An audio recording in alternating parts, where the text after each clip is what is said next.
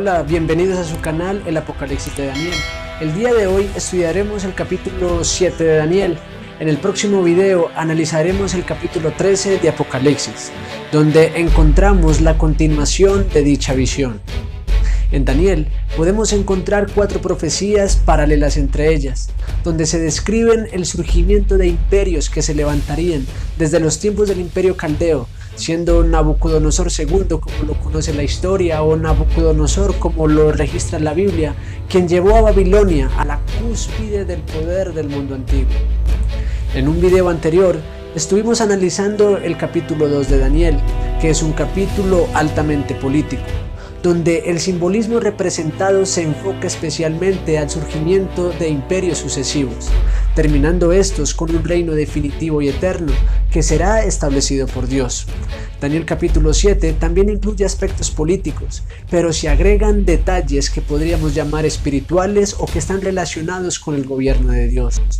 Hay en esta secuencia profética un evento descrito que se realiza fuera de este planeta, pero que concierne con el destino de este mundo. En la secuencia de imperios que se levantarían, expresados en símbolos de bestias, incluye una escena de juicio, y un hijo de hombre recibe la potestad, el dominio y el reino por el anciano de días. Pero esto es realizado en el cielo. Todo esto parecería similar a Daniel capítulo 2, donde hay una piedra que es desprendida de un monte. A esta piedra se le da el reino por siempre y para siempre. Pero en el capítulo 7, que también fue escrito en arameo, se agregan detalles del lugar donde Dios habita, o el trono de Dios. La Biblia menciona este lugar como el monte de Sión, donde el salmista registra lo siguiente. Salmo 48:2, hermosa provincia, el gozo de toda la tierra, es el monte de Sión a los lados del norte, la ciudad del gran rey. Y es en este lugar donde el Hijo del Hombre recibe la autoridad del anciano de días, como próximo monarca del planeta. En Daniel capítulo 2, una piedra es cortada de un monte, y este monte es el monte de Sión, y esta piedra viene y establece su reino en la tierra, destruyendo toda organización política o toda herencia de imperios descrito en esta visión, pues todos estos elementos utilizados son como las eras del verano, que se lleva el viento y no queda nada de él.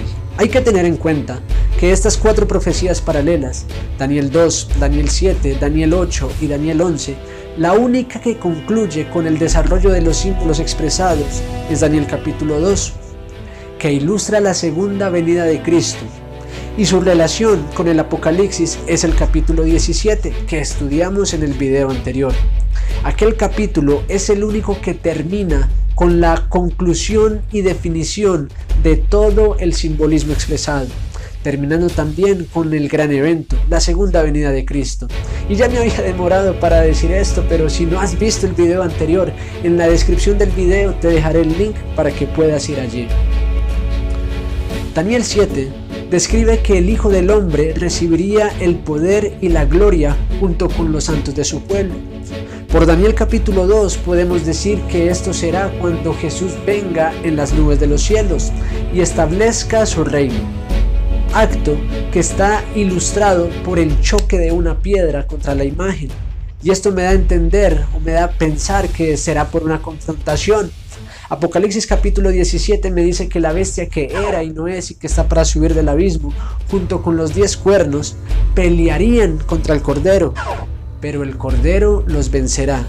Esto me aclara que esa transición o cambio de poder será efectuado por un conflicto, por una guerra. Esta guerra, que está respaldada por la asamblea de los primogénitos, donde Salmo 51 al 4 dice: el Señor, el Dios de dioses, ha hablado. De este a oeste ha convocado a la tierra. Desde Sión, la ciudad bella y perfecta, Dios ha dejado ver su esplendor. Nuestro Dios viene, pero no en silencio. Un fuego consumidor lo precede. Una poderosa tempestad lo rodea. Convoca a los cielos de arriba y a la tierra, pues viene a juzgar a su pueblo. Esta expresión, convocará a los cielos de arriba, la podemos referenciar con Daniel 7:10. Y millones de millones asistían delante de él. El juez se sentó y los libros se abrieron. millones de millones convocados como representantes de los diferentes mundos creados por Dios para definir el futuro de este mundo. Y la ejecución del juicio, Apocalipsis 19:14 dice que los ejércitos celestiales le siguen en caballos blancos para la batalla final. Hay que tener en cuenta que el juicio tiene dos partes, una que es investigativa, donde se analiza la evidencia y se da sentencia. La otra es ejecutiva, donde se da ejecución a dicha sentencia. En Daniel 2 podemos encontrar la parte ejecutiva, ya que respetando el orden de la profecía, después de los dedos de los pies es venida la piedra, que trae como consecuencia el conflicto final, el Armagedón, el reino de Cristo. Mateo 25:31 dice que cuando el Hijo del Hombre venga en su gloria y todos los santos ángeles con él, entonces se sentará en su trono de gloria. En Daniel capítulo 7 encontramos la parte del juicio investigativo y te preguntarás por qué. Llegamos a esa conclusión porque en la secuencia de eventos puedes ver, después de la cuarta bestia y su cuerno pequeño, se introduce una escena de juicio. Al Hijo de Hombre se le dan los dominios de la tierra, pero esto sucede en el cielo. En la tierra, la bestia junto con el cuerno pequeño son destruidos y quemados en el fuego. A las demás bestias se les prolonga la vida por otro periodo de tiempo. Si esta cuarta bestia y el cuerno pequeño fuesen destruidos por la segunda venida de Cristo, no encajaría con Daniel 2. Cuando la piedra viene, no queda nada, solo aquella piedra que se echa a un gran monte y que llena toda la tierra. Entonces podemos argumentar que Daniel 7 termina con la promesa: en el cielo a Jesús le es dada la autoridad para gobernar el planeta. Son juzgados los seres humanos que harán parte de su reino, y lo siguiente sería su segunda venida, para reclamar lo que le pertenece y realizar el juicio ejecutivo.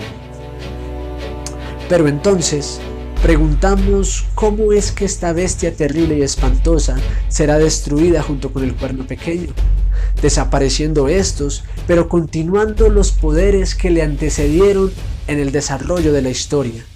¿Quién, cómo y cuándo se realiza esto? Comencemos a analizar el simbolismo aquí expresado. Daniel en sueños ve que los cuatro vientos combatían agitando el mar. El 4 en profecía representa totalidad. Jeremías 49:36: traeré sobre Elam los cuatro vientos de los cuatro puntos del cielo y los aventaré a todos estos vientos, y no habrá nación a donde no vayan fugitivos de Elam. Los cuatro puntos del cielo hacen referencia al norte, al sur, al oriente y al occidente, en donde se resume toda la tierra. Otro ejemplo de esto es Apocalipsis 14:6, donde se dice que vio volar un ángel por el medio del cielo que tenía el evangelio eterno para predicarlo a los moradores de la tierra, a toda nación, tribu, lengua y pueblo. El 4 representa totalidad o toda la tierra. Los vientos, por su parte, significa un tipo de energía que provoca la agitación de estas aguas por el conflicto entre estos. Por su parte, las aguas, Isaías 17:12 me dice: hay multitud de muchos pueblos que harán ruido como estruendo del mar, y murmullo de las naciones que harán alboroto como bramido de muchas aguas. Apocalipsis 17:15 me dijo también: las aguas que has visto donde la ramera se sienta son pueblos, muchedumbres, naciones y lenguas. De esta agitación de pueblos, naciones y lenguas surgen cuatro bestias. Daniel 7:17 dice que estas cuatro grandes bestias son cuatro reyes que se levantarán en la tierra. La primera es un león con alas, el cual pierde sus alas y se le da corazón de hombre. Así como el oro es la cabeza de la estatua y es el material más valioso, el león, como rey de las fieras, y el águila como reina de las aves, representaban adecuadamente al imperio de Babilonia en el apogeo de su gloria. Nabucodonosor conquistó con gran velocidad el mundo antiguo conocido. Las alas de águila indican velocidad y gran alcance. Pero luego, en el tiempo en que Daniel escribe esta visión, se menciona al rey Belsasar, quien gobernaba en Babilonia. Este príncipe era hijo de Nabónido, quien se encontraba en otra ciudad y se había dedicado a otras cosas ajenas al asunto del imperio, Como monarca de Babilonia, este se había dedicado, como dicen algunos historiadores, a la meditación y otras cosas, dejando a su hijo Belsasar encargado del trono. Quizá por eso el profeta describe esa transición de un imperio fiero y poderoso a un imperio con corazón de hombre. Luego de este león surge un oso, el cual está alzado más a un lado que del otro. Tiene 3 costillas en su boca. Y cuando miramos en la historia, el imperio que se levantó después de Babilonia fueron los medo-persas. La Biblia profetizaba esa transición a través de varios profetas. En el capítulo 5 de Daniel se encuentra este cumplimiento. El hecho de que estuviera más alto de un lado que del otro da a entender que ese sería un reino dividido, puesto que los brazos de plata de la estatua representaban el reino de los medos y de los persas, siendo los persas el imperio con más poder y más influencia. Las 3 costillas representaban los 3 imperios que le antecedieron. Babilonia. Antes de Babilonia, la potencia dominante eran los asirios. Esdras 6:22 dice: Dios había vuelto el corazón del rey de Asiria hacia ellos, para fortalecer sus manos en la obra de la casa de Dios, del Dios de Israel. Este rey asirio, que fue benefactor de la reconstrucción de Jerusalén por la destrucción que Nabucodonosor había realizado. Por el contexto del libro de Esdras, sabemos que es Darío, pero Darío es un rey medo-persa. ¿Por qué se le dice a Darío, siendo medo-persa, rey de Asiria? Claramente es porque la Biblia reconoce la soberanía de este monarca medo-persa sobre los asirios. Y la potencia que dominó al mundo antes de los asirios fueron los egipcios. Con este oso y sus 3 costillas se resumen los 4 imperios que hasta el momento se habían levantado, y en particular contra el pueblo de Dios. Esto está respaldado por Zacarías, profeta que escribió en los tiempos en que los medo-persas ejercían el poder y se desarrollaba la reconstrucción de Jerusalén. El capítulo 1, versículo 18 al 21, a Zacarías se le da una visión de 4 cuernos, siendo estos los 4 imperios que habían levantado su cuerno contra Israel. Luego, es la victoria de los griegos sobre los persas, representados por un leopardo con 4 alas y 4 cabezas. La velocidad con que este imperio griego, a la cabeza del joven general Alejandro Magno, logró conquistar el mundo antiguo es muy sorprendente. Quizá por eso las 4 alas y el leopardo, que es uno de los animales más veloces. Después de la muerte prematura de Alejandro, luego de disputas entre sus generales, 4 de ellos se dividen el imperio: Lisímaco, Casandro, Seleuco y Ptolomeo. Luego de los griegos surge una bestia terrible y espantosa y en gran manera fuerte, representando esta al Imperio Romano, donde se produce la venida del Mesías, en cuyo poder Jesús es crucificado. Este imperio también sufre varias divisiones, donde finalmente quedan las 10 tribus bárbaras. De estas 10 tribus surgió un poder representado por un cuerno pequeño, que al surgir derriba 3, y esos 3 fueron los érulos, los vándalos y los ostrogodos. Justiniano, quien en el año 533 había decretado al obispo de Roma como cabeza de todas las iglesias, en su lucha por unificar el antiguo imperio romano. Esta ambición se plasmó en la recuperación de parte de los territorios del antiguo imperio romano de Occidente. Su general Belisario consiguió una rápida conquista del reino de los vándalos del norte de África, y más tarde el propio Belisario junto con Narcés y otros generales conquistaron el reino ostrogodo de Italia, restaurando tras más de medio siglo de control bárbaro los territorios de Dalmacia, Cilicia y la península itálica, incluyendo la ciudad de Roma, en el territorio del imperio. De sus más impresionantes legados fue la compilación uniforme del derecho romano en la obra civil del Corpus Liris Civilis, que todavía es la base del derecho civil de muchos estados modernos. El obispo romano no podía ejercer desde Roma, ya que los ostrogodos tenían dominio sobre Italia. Estos eran arrianos que se oponían totalmente a la religión de Justiniano y el obispo, así que solo hasta el año 538, donde fueron derrotados, o como dice Daniel, arrancado el último de los 3 cuernos, los ostrogodos, que empezó a contar el periodo de supremacía papal en Europa. Este cuerno pequeño, que por el versículo 21 dice que haría guerra contra los santos del Altísimo y los vencería. Daniel 7, 24 al 25 dice que este cuerno, el cual sería diferente de los primeros y a 3 reyes derribaría, hablaría palabras contra el Altísimo, a los santos del Altísimo quebrantaría y pensaría en cambiar los tiempos y la ley. Los hijos de Dios serían entregados en su mano hasta tiempo y tiempos y medio tiempo.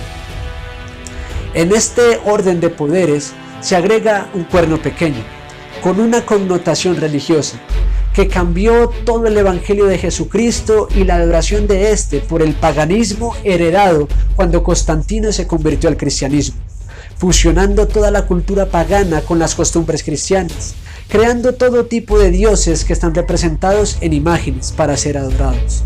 Esto contrario al segundo mandamiento, que prohíbe la adoración de imágenes de cualquier tipo. No solo eso, cambió el tiempo de adoración, el día que Dios había santificado desde la creación, por el día del sol. Entonces, según ellos, por la autoridad que reciben de Dios, tienen el derecho de cambiar la ley de Dios. Y es por eso que si tú miras el catecismo, sus 10 mandamientos no corresponden con los mandamientos que Dios escribió en tablas de piedra en el monte de Sinaí con su propio dedo. Este poder pretende cambiar los tiempos y la ley. Si Jesús estuviera aquí en la tierra, diría lo mismo que a la iglesia judía de su tiempo. Mateo 15, 7 al 9 dice: hipócritas, bien profetizó de vosotros Isaías cuando dijo: este pueblo de labios me honran, mas su corazón está lejos de mí, pues en vano me honran, enseñando como doctrinas mandamientos de hombres. El que no conoce su historia está condenado a repetirla. Este poder tendría poder por tiempos y la mitad de un tiempo. Daniel 4:16, hablando de Nabucodonosor, dice: su corazón de hombre sea cambiado y le sea dado corazón de bestia, y pasen sobre él 7 tiempos. Y fueron 7 años los que el monarca caldeo vivió como una bestia. Tiempos representan años. Entonces estamos hablando de 3 años y medio. Y este capítulo, por ser simbólico, esos tiempos son simbólicos, donde se aplica un principio de interpretación profético que fue desarrollado por el científico Isaac Newton con respaldo bíblico. Un día representa un año. Ezequiel 4:6 dice que cumplidos estos te acostarás sobre tu lado derecho, segunda vez, y llevarás la maldad de la casa de Judá 40 días. Día por año te lo he dado. Entonces estamos hablando de 1260 años.